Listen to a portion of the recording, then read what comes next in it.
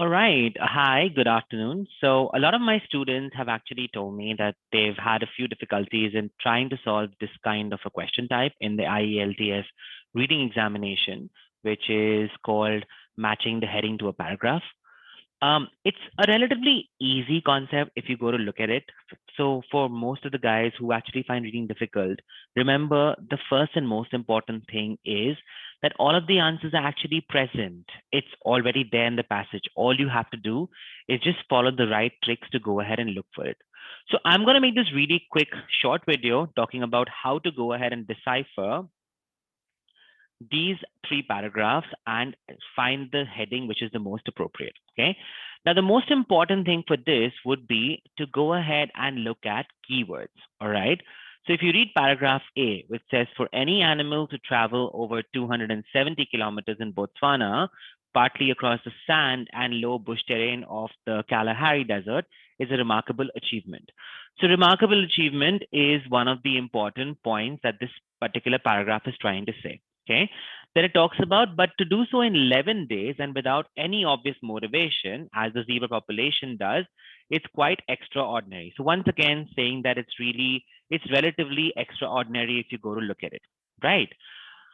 So then look at it this way. On an average, their journey involves an exhausting round trip of 588 kilometers between the it's Magadi Kadadi salt pan area in the Okwango River.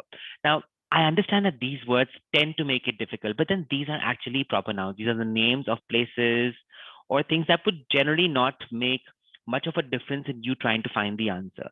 Try to understand the crux of the paragraph is what will help you find the appropriate option. Okay. And then see, it mentions here making it the second only to the great trek undertaken by zebra herds in the Serengeti National Park. So don't you think all of the points actually go ahead and talk about some kind of a record, something remarkable, some kind of a benchmark that, these zebras have gone ahead and set? All right.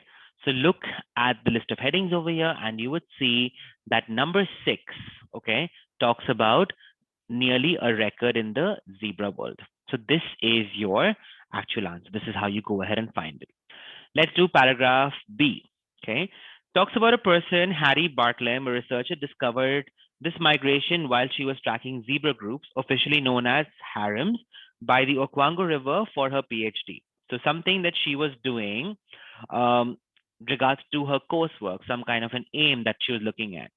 Each harem consists of a stallion and his 7 or 8 mares with juvenile foals. Okay, so it's like a group of zebras going together, and Hattie Bartlam is actually trying to study that.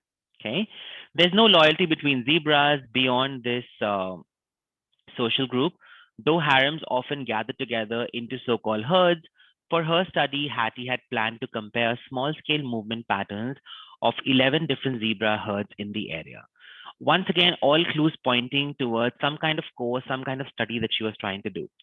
If you look at the list of headings, you will notice that that heading number 8 talks about the original aim of the work.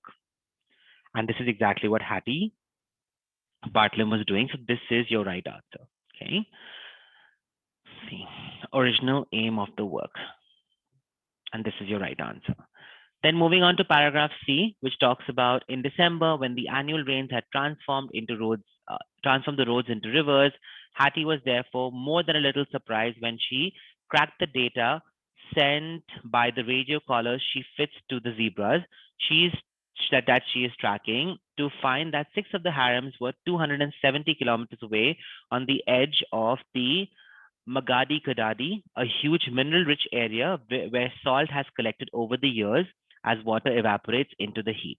Okay, so it talks about how this particular area becomes the roads turn into rivers, and then how salt is collected in this particular region because the water actually evaporates out there. All right.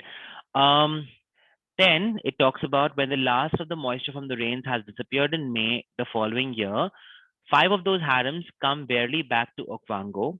This raised a question why, despite a plentiful supply of food, water, were the zebras being drawn eastwards to the salt pans? Even more difficult to understand what was made what made 6 of the groups travel so far while the other 5 remained in Okwango? Okay. So if you look at the last part of the paragraph, it talks about why is it so difficult to understand. It talks about some information that is confusing. If you look out here, you have heading number 4, which talks about some confusing information. And that is your answer, folks, to this paragraph. You have to read the paragraph and understand the key points of the paragraph. And the key points is what will help you find the appropriate option. Now, there might be a time when you're not able to find the answer. What I would recommend at that moment, instead of wasting time, leave that particular paragraph, jump to the next one, try and solve it. And once you've solved the rest, if you have time, come back and then check it. Do not waste time on doing something which you're finding difficult at that moment. All right. So yes, that was my take on how to find answers for for paragraphs and matching the headings in your IELTS reading test. So yes, do go ahead and subscribe to my channel, like my videos, and do click on the bell icon because I post regular updates. Looking forward to seeing more of you guys join this channel. Thank you so much.